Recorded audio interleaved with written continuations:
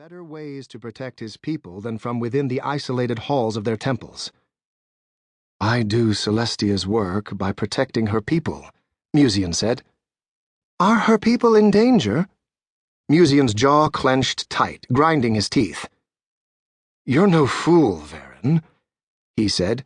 "The humans' temperament toward us has worsened drastically over the past 20 years. They fear us now, that fear bordering on the insane. In their cities, men and women preach hatred toward us, a hatred so primal and raw no peaceful solution will ever suffice." Verin's eyes narrowed. "Is that why you've pulled me down to this forgotten place?" he asked. "To insult my diplomats before they may even speak a word?" Musian shook his head. Conflict between the races was growing. Everyone could see that. Over the past year, as a way to counter the seemingly inevitable, Verin had championed an initiative to send dozens of trained diplomats to permanently live in Mordena, the capital city of the human nation of Mordan. But Musian had beat them there by a decade, and he knew the futility of such an attempt. His voice was absent during the debates, for he had no time for such things. He had a war to prevent. "Your diplomats will be made to wait at the gates," Musian said, stepping closer to Verin. "After a week or so, they'll be allowed in, only to be met with vicious crowds. They'll be cursed at, spat at. Little boys and girls will hurl stones at their heads. Whatever home you think they'll stay in will be burned to the ground. Should they go to speak with the king, they will be denied 9 times out of 10.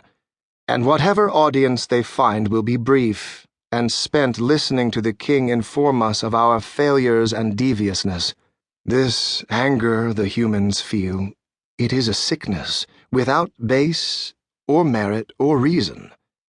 It's founded on one thing, Verin: fear." "If all this is true," asked Verin, "then how have you lived there so long?" "Because I want them to fear me." Musian could feel the conversation slipping away from him, so before the priest responded, he pressed on, letting his anger fuel his words. "Listen well, Verin," he said. "You know war is coming, as sure as the rising sun. It is only a matter of time before the humans raise their banners and descend upon our forests. They'll burn every tree to ash if they must to satisfy their bloodlust. If we don't do something to prevent it, our people will suffer terribly." For once, that smug look faded, revealing a very tired, frustrated Verin. "Of course I know it," he said, "but too many consider the humans as curiosities to be ignored, not feared. They see the borders of our forest as impenetrable. To convince them to permanently station diplomats in Mordena took more effort than you can imagine. Damn it, Musian, it is easier for me to find an elf eager for war than one who will accept mankind as a legitimate danger." Musian reached out, put a hand on Verin's shoulder. He tried to remember a time when he'd considered the elf a friend.